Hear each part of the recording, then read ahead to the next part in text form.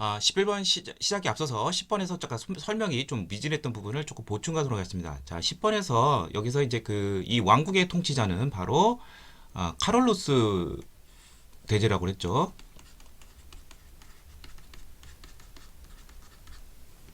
자, 그래서 이제 프랑크 왕국을 우리가 이제 공부할 때 이제 뭐 요령인데 저는 이렇게 많이 가르쳤어요. 클카 피카 앞글자만 따서 그래서 최초의 프랑크 왕국인 메로베우스 왕조를 세운 사람이 바로 클로비스이고 로마 카톨릭으로 이제 개종을 한 그러한 의가 있습니다. 다른 데랑 달리 아타나시우스파 삼위일체를 믿는 그 다음에 이제 카롤루스 마르텔은 피핀의 아버지이자 왕은 아니에요. 이제 그 궁제로서 재상으로서 이제 뚜르 뿌아티의 전투에서 이슬람 세력을 격퇴하면서 기독교 세계의 어떤 수호자의 상징적인 역할을 보였죠. 피피는 바로 카롤링거 왕조를 이제 개창하게 됩니다. 왕이 된 것이죠. 메로베우스 왕조를 무너뜨리고 그리고 로마 교황과 결탁을 해서 교황령을 기증을 했습니다. 이탈리아 지역을 이제 정복을 하고 자, 그 다음에 유명한 이제 뭐 카롤루스 대제 이제 800년 이제 서로마 제국의 황제로 이제 대관을 화려하게 하게 됐죠. 그리고 카롤링거 르네상스 그래서 궁정 학교를 세워서 고전, 라틴 연구라든지 뭐 이런 것 등을 이제 하게 되었죠. 자, 그래서 여기서 이제 로마 카톨릭으로 개종했던 것이 제가 좀 기억력이 불명이 있는데 이게 바로 클로비스가 되겠고요. 자, 그 다음에 메로베우스 왕조를 무너뜨린 것은 이제 피핀이 되겠죠. 카롤루스 대제 아버지. 뚜르푸아테의 전투에 승리한 것은 피핀의 아버지인 카롤루스 마르텔이 되겠고요. 그 다음에 카롤링거 르네상스 이게 바로 이제 5번에 해당이 되는 내용이죠. 이게 이제 카롤루스 대제 그런 업적이 됐고 베르댕 조약은 이제 카롤루스 대제 사후에 경건왕 루이 시절에 이제 그 상속 문제를 놓고서 이제 분할이 되는 것이죠. 그래서 프랑크 왕국이 이제 동, 중, 서 프랑크로 이제 분열이 되고 각각 나중에 독일 독일, 그 다음에 이탈리아, 이제 프랑스로 각각 각계 발전하게 된 것이죠. 자, 이 정도로 해보고요. 다음 11번. 자, 밑줄진 시기에 발생한 사실은 것은 자, 그레그리우스 교황 성화. 자, 어쩌고저쩌고 쭉 있는데 먼저 론 강가의 기괴한 성체를 떠나 이 론 강가는 이탈리아가 아니에요. 이건 프랑스에 있습니다. 아비뇽 쪽에 있습니다. 자, 그리고 빨리 그래서 로마가 아니니까 로마로 돌아가라고 돼 있죠. 교황이 이렇게 있다. 아비뇽 유수 생각나시죠? 자, 바로 이제 그 아비뇽 유수와 관련된 그러한 시절이 되겠고요. 자, 그 다음에 그리하여 보니파키우스 8세.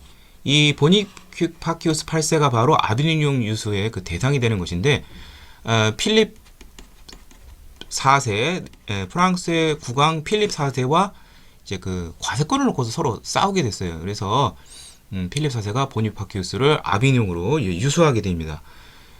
그래서 그게 약 70년 정도 되는데 오역으로 점점 되는 바로 아비뇽 유수 기간이 되겠습니다. 아마 대략 정확한 연도는 잘 모르실 거예요. 근데 이제 아비뇽 유수가 이제 14세기 정도에 있었다. 이 정도만 아셔도 풀 수는 있고요. 좀 더 뭐 정확하게 이제 말하자면은 아비뇽 유수 기간은 이제 1309년에서 이제 1377년까지 77, 78 뭐 정도 한 70여 년간 여기에 있고 그 다음에 거기다가 이제 아비뇽에 이제 오랫동안 유폐가 되니까 로마에서 그래서 교황을 다시 하나 내세우게 돼요. 그게 그래서 1378년부터 이제 1417년까지는 또 어떤 일이 있게 되냐면은 교황이 양쪽으로 있어요. 그래서 교회의 대분열이 있게 됩니다. 자, 이러한 일이 있게 되자 당시 이제 카톨릭이 너무 썩었다. 그래서 이걸 개혁해야 된다라는 그러한 사람들이 나타납니다. 대표적인 것이 영국의 위클리프와 보헤미아 오늘날 체코 쪽에 이제 후스가 이런 걸 주장하다가 했는데, 자, 이거 교회 대분열을 끝내야 되겠죠. 그래서 열린 회의가 바로 여기 나온 콘스탄츠 공의회라는 것이 있습니다. 그래서 콘스탄츠 공의회가 이제 1414년에서 1418년까지 있게 됩니다. 그래서 이 대분열을 이제 끝내게 되는 것이죠. 1418년에. 그래서 그러면서 또 하나는 이 콘스탄츠 공회의에서 위클리프와 후스 같은 이러한 것들을 이단으로 파문해서 처형하기도 이제 했습니다. 자, 그러면은 이제 이렇게 되는 것이죠. 아비뇽유스 교회 대분열 콘스탄츠 공의회 이렇게 이해하시면 되겠어요. 그러니까 그러면은 이제 그 아비뇽 유수 기간에 있었던 뭐 그러한 것은 어떻게 되냐? 일단 콘스탄츠 공의회는 아비뇽 유수 교회 대분열 그 이후의 일이니까 해당이 안 되고, 자, 신성 로마 제국 하이니 사세가 서인권 문제로 파면당한 것이 바로 카노사의 굴욕이 되는 것이죠. 유명한. 자, 이거는 이제 교황권의 절정을 보여주는 것이고, 그 그리고리우스 7세라는 베네딕트 수도원 출신인데, 그래서 이 그레고리우스 교황 이거를 그럼 이 사람은 카노사의 굴욕 아닌가? 그래서 정답을 2번으로 할 확률이 상당히 높은 그러한 어려운 문제입니다. 그러니까 해당이 안 되고요. 자, 그 다음에 황자 교황 사이에 이렇게 대립이 있게 되니까 카노사의 굴욕 이후에 이제 보름스 협약이라는 것이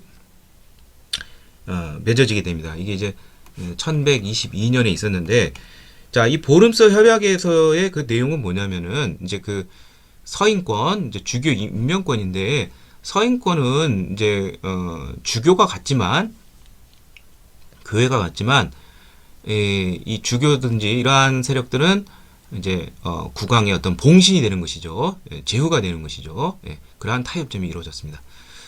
자, 해당 안 되고, 그 다음에 십자군이 콘스탄티노스 폴리스를 점령하고 라틴 제국을 수립하였다. 이게 이제 십자군 전쟁이 굉장히 길어요. 그래서 이제 1096년에서 이제 1270년까지 있었는데, 뭐 일단 이제 13세기까지 존재한 건 사실이지만 이런 교회 대분열이 있던 14세기는 해당이 안 되죠. 그러니까 이것도 정답이 안 되고, 나머지는 더 확실히 아니고 1번은 그 흐름상 아니고, 그래서 정답은 이제 5번이 되는데, 이 십자군 전쟁 중에서도 이제 콘스탄티노스 폴리스를 점령한 것이 바로 이제 1204년 4차 십자군 전쟁인데, 당시 이제 베네치아, 이탈리아 베네치아 상인들이 이제 콘스탄티노플이니까 이제 그 비잔틴 제국이 되고, 비잔틴 상인들과 갈등 관계에 있었는데, 이들을 제거하기 위해서 십자군을 사주를 해서 오히려 비잔틴 제국을 습격을 해서 라틴 제국을 일시적으로 수립하는 그러한 일도 있었습니다. 자, 그 다음에 프랑스 내 영국령 지배권을 둘러싼 분쟁이 바로 이른바 유명한 이제 100년 전쟁이죠. 영국과 프랑스 사이에 뭐 잔다르크도 나오고, 자, 이게 이제 14세기에서 15세기까지 있었습니다. 그러니까 이것이 해당이 되는데 1337년에서 정확하면 1453년까지 있는데, 그것이 일어나는 원인은 영국의 이제 노르만 왕조가 있죠. 예. 이제 노르만족이 노르망디 공국을 세워요. 그러니까 프랑스 내에 하나의 공국이 되는 것이죠. 제후국인데 이 노르만 공국이 이제 윌리엄 공이 이제 영국을 또 점령을 해요. 그래서 영국 국왕이면서도 프랑스 내에서는 어떤 제후의 역할을 하면서 이 영토와 그 다음에 어떤 왕위 계승 이런 걸로 고서 이제 꼬이면서 이제 전쟁이 난 것이죠. 그래서 이 전쟁을 통해서 민족 감정이 생기고 영국과 프랑스는 중앙진권 국가로 성장하게 됩니다. 자, 그래서 정답은 5번이 되겠습니다. 12번 가나 제국에 대한 설명으로 옳은 것은, 자, 이 시기 서아시아에서는 두 제국의 충돌로 인해 아랍의 반도를 위하는 교역로가 발달하고, 자, 메카 메디나, 메카 메디나 그러면 마호메트가 생각이 나죠. 예. 뭐 성스러운 도망, 예. 등등등. 그러니까 이쪽 지역이 왜 발달할 수밖에 없게 되느냐, 이제 우회해야 된다는 뭐 그런 것이 나오는데, 그러면은 이제 마호메트가 활약하던 시가 이제 7세기 초죠. 그러면은 요 당시에 이 두 제국은 어떻게 되느냐? 자, 여기 발칸반도에 보면 여기 이제 콘스탄티노폴리스 비잔티움이죠. 그러면 이쪽 가는 비잔틴 제국이 되겠고요. 동로마 제국. 그다음에 나는 오늘날 이제 이란, 페르시아 쪽이죠. 비잔틴 제국과 이제 이슬람교가 설립이 될 무렵 이제는 사산조 페르시아가 됩니다. 자, 그래서 이것에서 묻는 문제는 하나씩 보도록 하죠. 비잔틴, 파르티아를 정복을 하였다. 파르티아를 정복하고 일어난 나라가 바로 사산조 페르시아입니다. 그래서 이란 쪽 역사를 보면은 맨 처음에 이제 아케메네스 페르시아라고 있죠. 이른바 그리스와 싸운 페르시아 전쟁. 그 다음에 이제 알렉산더 드로스 제국에서 멸망한 다음에 이쪽에 박트리아 같은 조그만 나라도 있지만 좀 큰 나라가 좀 나타나죠. 바로 로마가 이제 제국으로 활동한 시기에 파르티아라는 나라가 있었고, 이 파르티아를 무너뜨리고 나온 것이 바로 이제 사산조 페르시아가 됩니다. 그리고 이 사산조 페르시아는 이제 비잔틴 제국과 오랫동안 충돌했는데, 그렇지만 새롭게 등장하는 7세기 초에 등장하는 마호메트의 후예들, 바로 칼리프들이라고 하죠. 이슬람 세력에 의해서 사산조 페르시아가 651년에 멸망하게 됩니다. 그러니까 이거는 해당이 안 되죠. 파르티아를 정복한 것은 사산조 페르시아가 되겠고, 자, 밀레트 제도라는 것은 오스만 제국이 여기 보다시피 이제 유럽 지역까지도 정복을 하게 되니까 여기에 비이슬람교도들이 있을 거예요. 비이슬람교 청소년들을 이제 징집해서 이제 만든 어떤 군사 제도이죠. 비이슬람교 청소년 군사 집단이라고 보시면 되겠고, 나중에 이들 중에서 유능한 애들은 이제 예니첼이라고 해서 술탄의 친위 부대로 원으로 이제 성장하기도 합니다. 엘리트라고 보시면 돼요. 마치 신라의 화랑처럼. 이건 오스만 제국과 관련돼 있고, 그다음에 바그다드를 수도로 삼았다. 자, 사산조 페르시아가 바그다드를 수도 삼았다. 아마 들어보진 못했을 거예요. 바그다드를 이제 수도로 삼아서 유명한 첫 번째 왕조는 이제 아바스 왕조가 있죠. 예. 이제 돈카블리크라고 하죠. 예. 아바스 왕조가 되겠고, 그 다음에 이스마일 1세에 의해서 수립이 되었다. 자, 이것도 좀 까다로운데, 사산조 페르시아 이스마일이 있을 것 같기도 한데, 중동적이가 그런데, 사산조 페르시아는 이슬람에 의해서 멸망하게 됐어요. 그렇기 때문에 사산조의 왕이 이슬람 이름이 나올 수가 없어요. 예. 예. 그래서 이스마일 1세에서 수립이 된 것은 나중에 이제 이제 근세 때 16세기에 들어서도 수립이 된 이란 지역에서 수립이 된 사파비 왕조가 되겠습니다. 예. 사파비 왕조가 바로 이 이스마일 1세에서 수립이 되었고요. 자, 다 틀렸으니까 정답은 5번이 되는데, 자, 말했듯이 사산조 페르시아는 이제 이슬람 칼리프 세력에 의해서 651년에 망하고, 그다음 비잔틴 제국은 오스만 제국에 의해서 1453년에 멸망하게 됩니다. 자, 그래서 정답은 5번이 되겠습니다. 13번 가 인물에 대한 설명으로 오는 것은, 자, 여기 보면 교황 파우루스 4세라고 그래요. 참 세계사 문제 참 이쪽 종교 쪽 기독교 이쪽 문제가 상당히 많이 나와요. 자, 나는 보헤미아와 헝가리 공화제 신성마 황제 직무대행을 맡은 페르디난드의 깊은 유황을 발휘하였다. 저거 쭉 되어 있는데, 자, 교황 레오 14의 뜻을 거역한 비텐베르크, 비텐베르크 하면 떠오르는 사람, 그리고 또 아우크스부르크 화이 1555년 바로 종교 개혁 루터가 됩니다. 마틴 루터. 예. 그래서 이제 루터가 이제 면죄부 판매를 비판하면서 종교 개혁을 이제 시작을 했죠. 예. 그래서 일단 정답은 일단 1번이 되는데, 이제 교황이 파문을 했는데 이를 숨겨주는 사람이 있었어요. 그게 바로 그러한 세력들, 그게 바로 이제 비텐베르크에 이제 숨어 살면서 여기서 이제 종교 개혁에 불을 지피게 된 것이죠.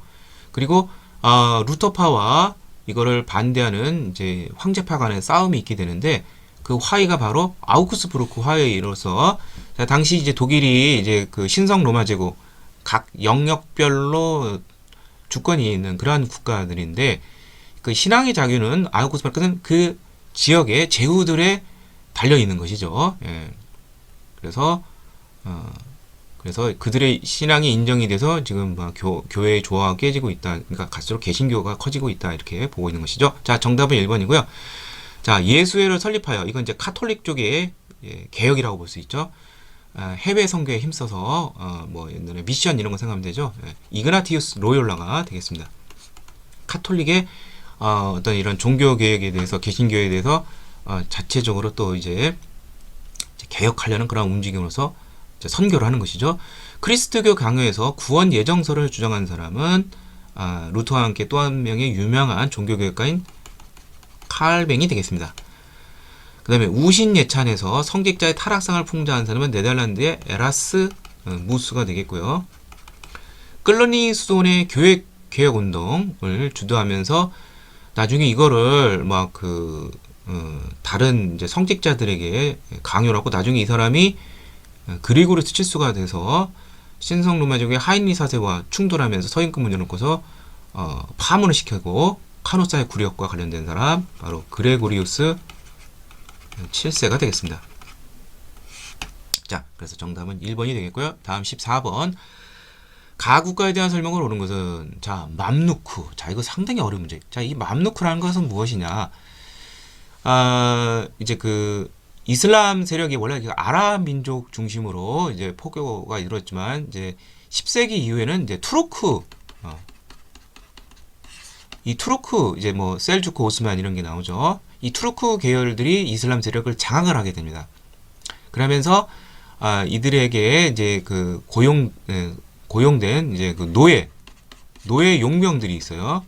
그것을 우리는 맘루크라고 하는데, 이들이 이제 투르크가 워낙 제국이 크다 보니까 각 지역의 어떤 군사적, 행정적 어떤 지배자가 되는 것이죠. 그런 곳이 주로 이제 오스만 제국의 변경인 뭐 이집트라든지 뭐 인도 쪽 방면 이런 쪽에서 맘루크들이 이제 득세를 했습니다. 자, 근데 이건 이집트나 인도 쪽이 어느 쪽이냐? 맘루크들이 권력 다툼을 벌이는 가운데 모모가 파견한 총독. 그렇다면 맘루크를 파견한 것은 결국 투르크니까 이거는 오스만 투르크가 되는데, 어쩌고 저쩌고 이제, 그리고 이제 셀주크인지 오스만인지 또 어떻게 하느냐? 이 파샤란 말이 나오면 케말 파샤, 이건 다 오스만과 관련된 거예요. 예. 좀 유명한 사람들은 다 파샤를 붙이는데, 군사령관 무하마드 알리가 바로 이집트의 저게 이제 새로운 총독으로 이제 추대가 되었다는 것이죠. 바로 이집트 쪽 방면이 됩니다. 당시 발칸반도, 세르비아 등 여러 민족의 유럽 민족의 저항으로 어려움을 겪고 있던 오스만은 무하마드 알리를 총독으로 승인했는데, 이 사람이 이제 거의 나폴레옹이 활약하던 그 시대에 19세기 초에 이제 오스만에게서 이집트 쪽에 독자적인 세력으로 성장을 하게 된 것이죠. 예, 자신의 권력을 강화했다. 예. 자, 근데 이 문제가 물어보는 것은 무하마드 알리를 물어보는 것이 아니라 오스만 제국에서 물어보는 것인데, 자, 오스만, 자, 1. 크림 전쟁. 자, 1854년 원래 흑해 쪽 연안을 오스만 제국이 다 장악하고 있었는데 러시아가 이쪽으로 침투하면서 이제 결국 충돌하게 되죠. 근데 여기서 오스만이 이겼어요. 그래서 정답은 이제 1번이 되는데, 어떻게 이겼느냐? 당시 러시아를 견제하려는 영국과 프랑스 같은 초강대국들이 오스만을 후원했기 때문에 그렇습니다. 그래서 정답은 1번이고요.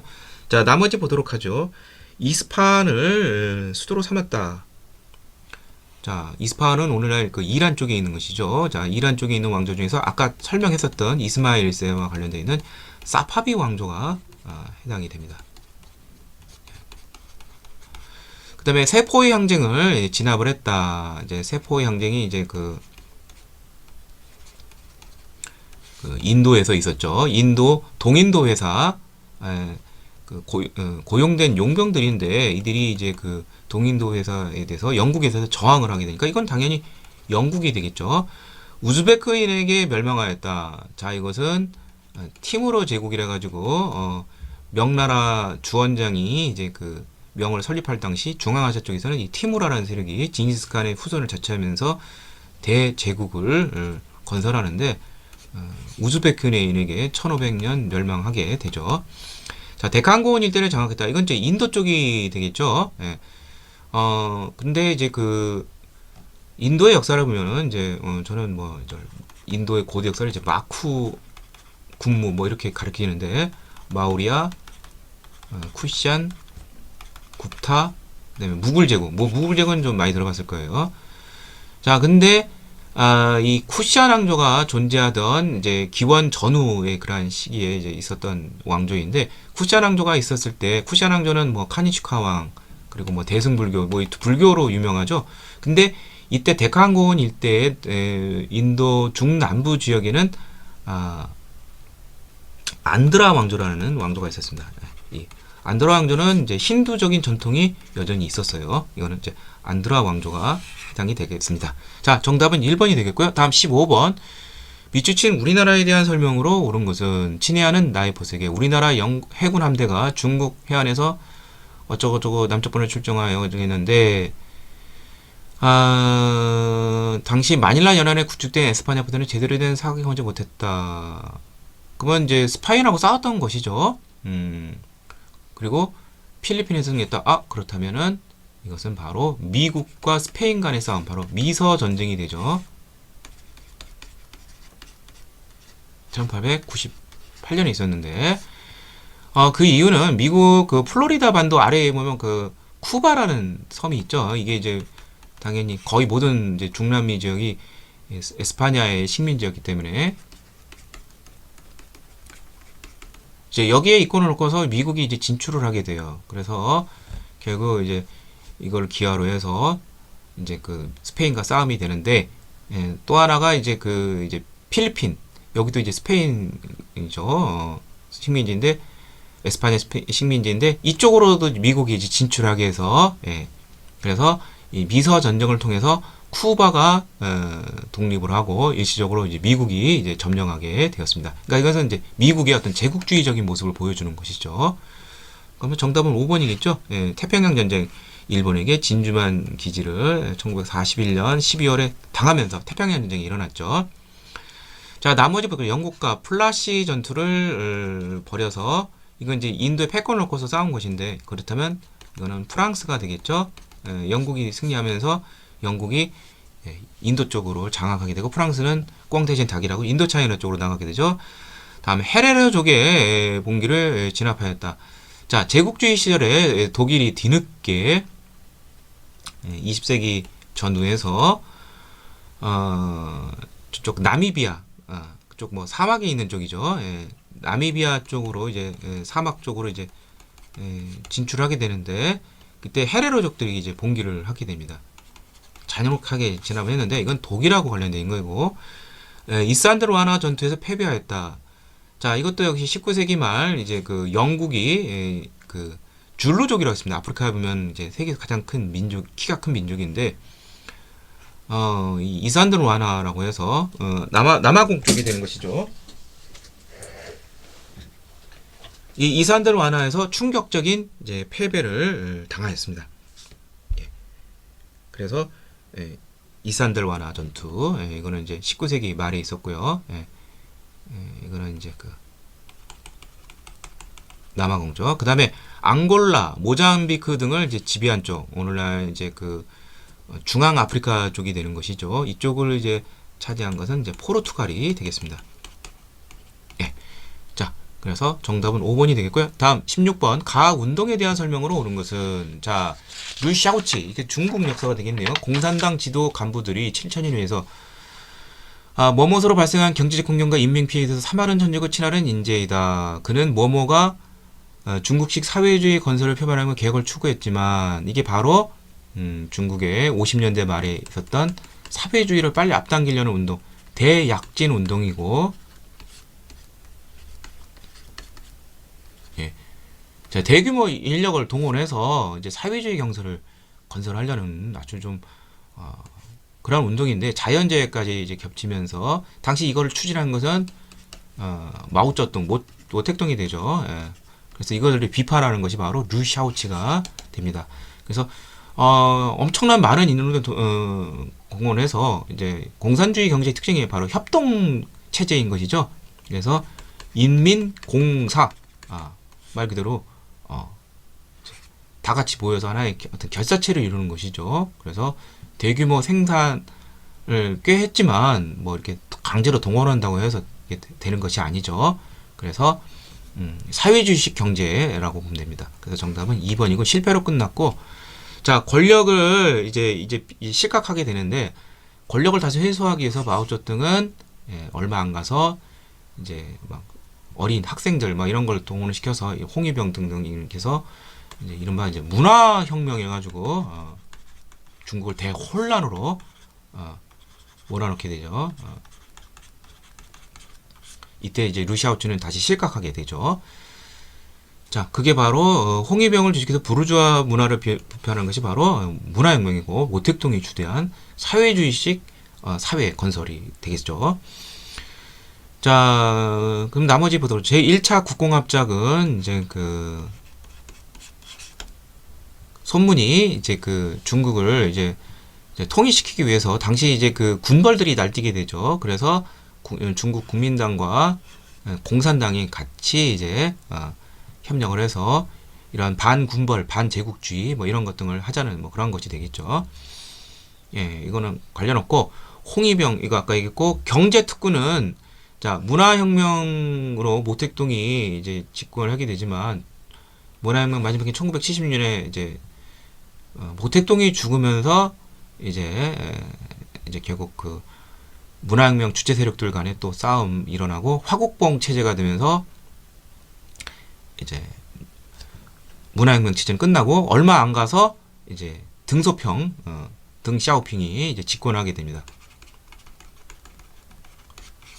등소평이 이제 완전하게 집권한 시기가 이제 1981년부터인데 이후 이 사람이 죽는 97년까지 이제 쭉 이제 이른바 국가 체제는 사회주의 체제이지만 이제 시장 경제 뭐 그런 것을 이제 받아들이는 그래서 개혁 개방 정책을 추진하고 저쪽 그 상해 등 어떤 중국 해안 동부 해안 쪽에 위치한 곳에 뭐 선전이라든지 상해라든지 경제 특구를 설치하는 그러한 모습을 보이게 됩니다. 그 다음에 학생과 시민이 천안문 광장에서 정치 민주화를 이제 등소평이 이제 뭐 이러한 개혁 개방을 잘하지만 정치적으로는 여전히 공산주의 체제이죠. 그래서 민주화를 요구하다가 시위를 벌이는데 이거를 아주 잔혹하게 진압을 하게 된 것이죠. 이게 1989년에 있었습니다. 자, 정답은 2번이 되겠습니다. 다음 17번.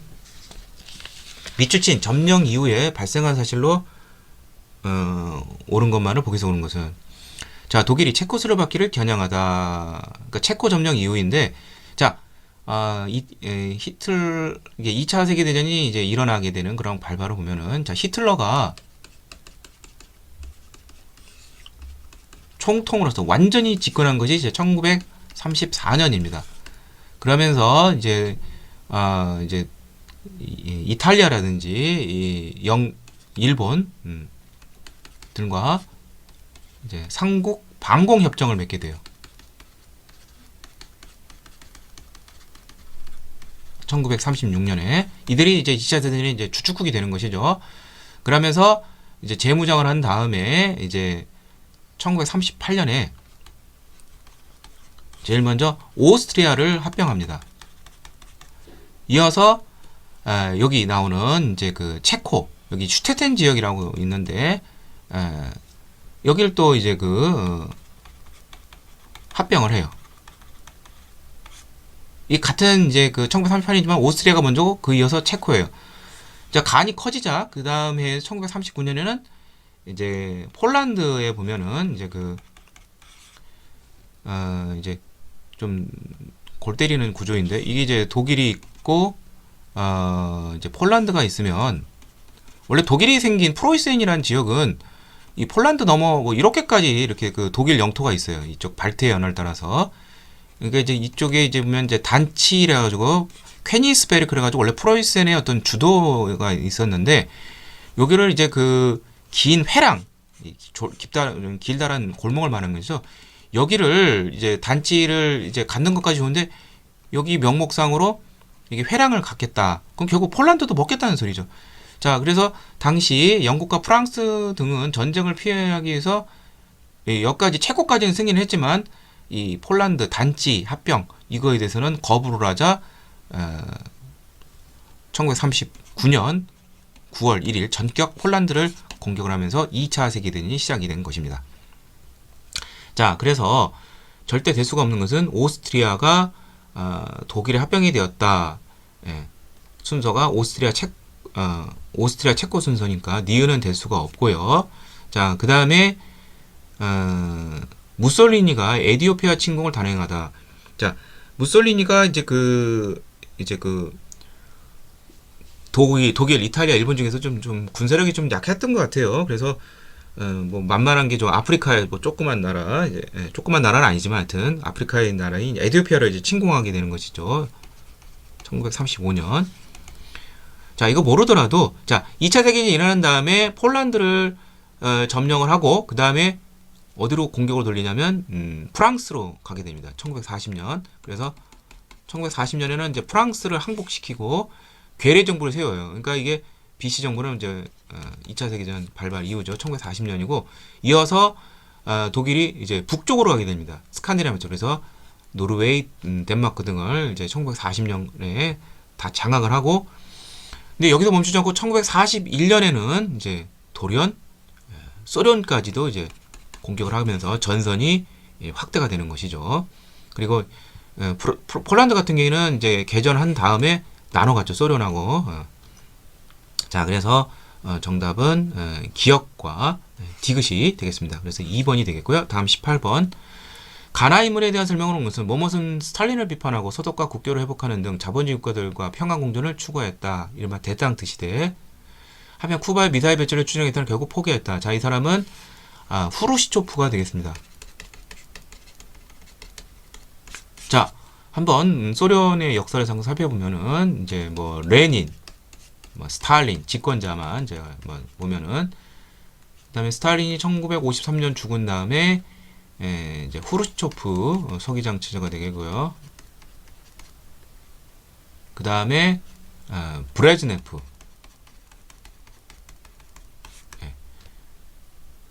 60년대 말이죠. 그리고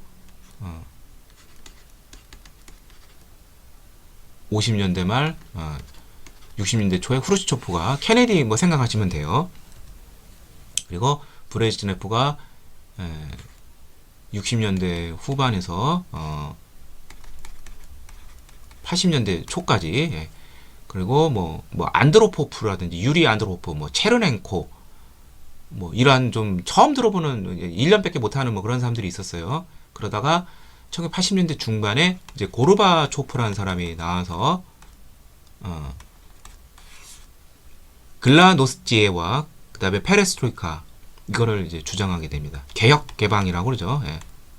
개방이 글라스노스의 재건이라는 것이 바로 이제 페레스트로이카인데 이런 거 하고 하다가 이제 일반 고르바초프가 등장하면서 이제 공산권이 급속도로 무너지게 돼요.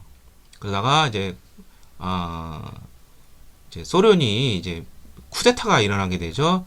이때 이제 리더십을 발휘한 사람이 바로 옐친이 되는데 91년 쿠데타에 대해서 그래서 고르바초프가 다시 뭐 집권을 했지만 힘없는 그런 대통령이 됐고 이제 1992년에 옐친이 집권을 했습니다. 그러면서 동시에 고르바초프가 마지막 작품이 이제 소련 연방을 완전히 해체해버리고 이제 독립국가연합 CIS가 돼서 러시아를 위심한 몇 개의 그런 연합 그것을 주도하기도 했습니다. 자, 그 다음에 머먼은 아프가니스탄에서 군대를 철수시켜 미국과의 관계에 세렸고 또한 동유럽과에 대한 불간섭을 선언한 동유럽의 자유였다. 그러니까 결국 공산권이 붕괴되는 단서를 제공한다. 이 사람은 나는 고르바초프가 되겠네요. 네. 그래서 1985년에서 1991년까지 집권을 했습니다. 자, 그 나머지 그렇다면 정답은 이제 나가 이제 고르바초프니까 페레스트로이카가 뭐 재건 이거는 개방, 재건이라는 건 개혁을 하자는 것이죠. 그래서 공산권이 이제 붕괴되었다. 고르바초프 시절에. 자, 그리고 나머지 보도록 하죠. 자, 1차 비동회의, 반둥회의라 가지고 인도네시아에서 있었던 1955년에 있었는데, 자, 이건 절대 될 수 없는 게 이게 소련의 집권자인데, 이 제3세계와 관련된 거죠. 제1세계는 미국을 중심으로 한 자유주의 진영이고, 제2세계는 소련을 중심으로 한 공산주의 진영. 이쪽 양쪽에도 아닌 거. 그래서 좀 좀 인구 많은 대국들 뭐 그런 나라 뭐 인도의 뭐 네루라든지 이때 참석한 사람이 중국은 이제 모택동이 안 나오고 뭐 주훈내가 나온다든지 그 다음에 뭐 이집트의 뭐 나세르라든지 뭐 이런 사람들이 이제 여기를 주도를 했습니다. 이게 비동맹 노선이죠. 제1, 2세계 자유주의 공산주의 어느 쪽에 붙지 않겠다. 자, 자유노조 연대를 폴란드가 아니라 이제 자유노조 연대를 이끌어 대통령에 단독된 사람, 이 사람이 바로 보리스 옐친이 되겠습니다. 예. 그래서 그 쿠데타를 이제 잠재우고 이제 고르바체프를 이어서 이제 2대 대통령, 러시아 대통령이 되는 것이죠. 그 다음에 동방 정책을 죄송합니다. 이게 이제 옐친이 아니라 이제 그 폴란드로 치자면 이제 자유노조 연대는 이제 폴란드 쪽은 이제 그 바웬사라는 대통령이 있죠. 예, 폴란드. 자, 그 다음에 동방 정책을 내서 동독과 교류한 사람은 이제 서독이의 그 총리였던 이제 브란트 총리라는 사람이 있습니다. 그래서 서독의 브란트 총리가 이제 1969년 이제 동독과 공산권 이제 당시 독일도 우리나라랑 좀 비슷했어요. 이제 교류를 안 하다가 이때부터 이제 본격적인 교류가 되면서 통일로까지 이어졌죠. 자, 그다음에 독립국가연합 결성을 주도했다. 이건 후르초프는 될 수가 없는 것이죠. 예, 고르바초프의 마지막 작품인 것이죠. 예, 1991년 12월에 몇 가지 주도를 하고 그 이듬해 1월부터 옐친이 이제 집권하게 되었습니다.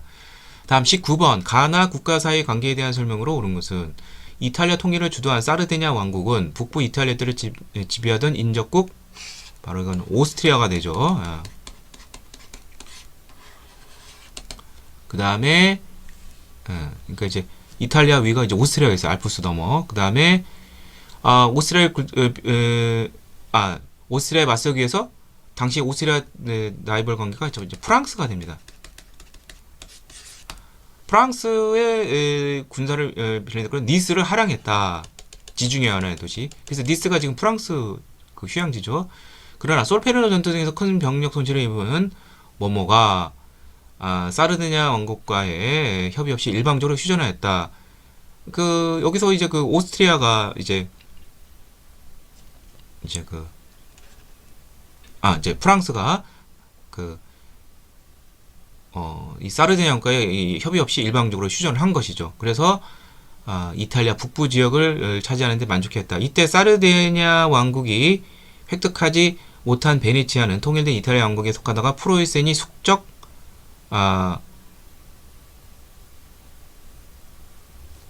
바로 여기 가가 아까 저기 오스트리아라고 했죠. 예. 예. 그래서 이렇게 되는 것이죠. 승전한 것을 계기로 해서 비로소 이제 그 이탈리아 왕국에 이제 편입이 되었다 이렇게 되는 것이죠. 자, 그러면 하나씩 보도록 하죠. 그러니까 이것은 이제 프랑스와 이제 오스트리아의 그러한 관계가 되는데, 미국 혁명 당시 레스리노의 견토에 부전했다. 미국 혁명, 이 독립혁명이죠. 그럼 미국하고 영국하고 싸운 거니까 해당이 안 되고, 제1차 세계전 이후 베르사유 조약을 체결했다. 자, 1919년 이제 베르사유 조약이 되는데, 베르사유 조약은 이제 그 독일과 이제 연합국 간에 된 것이죠. 그러니까 이거는 해당이 되지가 않고, 자, 그 다음에 입법회의, 이제 프랑스 혁명이 일어난 다음에 1791년 이제 입법회의가 결성이 되죠. 그런데 이때 그 외국의 간섭이 있습니다. 그런 간섭한 나라 중에 대표적인 나라가 프로이센하고 오스트리아예요. 그래서 프랑스에 쳐들어가요. 간섭하기 위해서. 그래서 정답은 이제 프랑스와 이제 오스트리아의 관계니까 그래서 정답은 이제 3번이 되겠고요. 이때 이제 나폴레옹이 나타난 것이죠. 그래서 군사적으로 큰 활약을 하게 되는 것이죠. 자, 그 다음에 얄타 회담에 참여하여 전후 독일 전후이 됐다. 1945년 2월 이제 2차 세계대전이 끝나기 거의 직전이죠. 유럽 전선 쪽 문제를 해결하기 위해서 얄타 회담이 열렸는데 여기에 참여한 사람은 소련의 스탈린, 그 다음에 미국의 루스벨트, 영국의 처칠입니다. 해당이 그러니까 소련, 미국, 영국인가 해당이 안 되죠. 그 다음에 독일의 팽창에 대응하기 위해 삼국협상에 가담했다. 자, 독일의 팽창, 이제 그 1차 세계대전 전에 이제 삼국협상과 삼국동맹이 있죠. 삼국협상은 프 0이 되죠. 그 다음에 삼국동맹은 오스트리아, 이탈리아. 그러니까 해당이 안 되죠. 자, 그래서 정답은 3번이 되겠습니다. 상당히 수준이 높은 문제가 되겠습니다. 다음 20번 교사의 질문에 대한 학생의 답변으로 옳은 것은, 자, 이 도시는 중요한 역사 사건이 많이 일어났는데 태평천국군이 이것을 수도로 하고 천경이라고 부르게 됐다. 자, 이게 장장강, 이게 양자강이죠. 이게 이제 뭐 상해 그쪽 부분에서 시작을 해서 여기 살짝 오른데, 그럼 여기가 이제 그 난징, 남경이 됩니다. 자, 그럼 하나씩 보도록 하죠. 장쉐량, 장장님, 이 동북 만주 봉천 군벌 이제 장장님의 아들이 이제 장학량, 장쉐량인데, 이른바 장개석을 이제 강금해서 국공 합작을 강요하면서 일본하고 싸우자고 한 것이 서한 사건이죠. 서한이 시안이죠. 예, 이쪽. 그러니까 이거는 이제 옛날에 수도였던 뭐 당나라라든지, 예, 그러니까 해당이 안 되죠. 예. 순원이 임시 대총통에 취임했다. 이게 난징에서 이제 그 신해혁명을 한 다음에 이제 난징에서 이제 그 임시 대총통으로 취임하겠습니다. 북경 쪽은 원세계, 위안스카였던 북양군벌 뭐 이 자리 꽉 잡고 있죠. 그쪽 계열이. 자, 그 다음에 의화단과 8개국 연합군이 충돌했다. 이게 의화단의 난인데, 그래서 이제 유럽 연합군, 일본까지 포함해서 여기가 당연히 이건 북경, 베이징이 되겠죠. 예. 제1차 아편 전쟁의 결과로 1839년 결과로 조약이 맺죠. 이게 바로 난징 조약인데, 이 난징 조약에서 1840년부터 이 결과 개항이 된 것은 5개 항구가 있어요. 그 조심할 게, 얘가 난징이지만 조약을 맺은 데가 난징일 뿐이지 난징이 개항이 된 건 아니에요. 그래서 이제 뭐 광주라든지 뭐 상해도 있고, 그 다음에 뭐 푸젠, 복권, 그 다음에 뭐 영파, 그 다음에 하문, 뭐 이런 등 이런 이쪽 해안 쪽에 5개의 항구가 개항이 되었습니다. 자, 그래서 정답은 일단 2번이 되겠고요. 그 다음에 신해혁명을 촉발한 신군 봉기가 처음이란 것은 이제 우창이 됩니다. 이게 우창이라는 것이 이쪽이 뭐 호북 지역이 호북성 쪽이 되는데, 우한이란 말이 나온 것은 우창과 한커우란 두 지역을 이제 엮어서 뭐 이제 좀 광역시로 만든 것이죠. 예, 그렇지만 호북 지역에 있는 바로 우창이라는 곳이 이제 되겠습니다. 자, 그래서 정답은 2번이 되겠습니다. 상당히 수준 높은 문제들이 많이 나온 것 같습니다. 이상을 통해서 2021년도 수능 세계사 해설을 모두 마치도록 하겠습니다.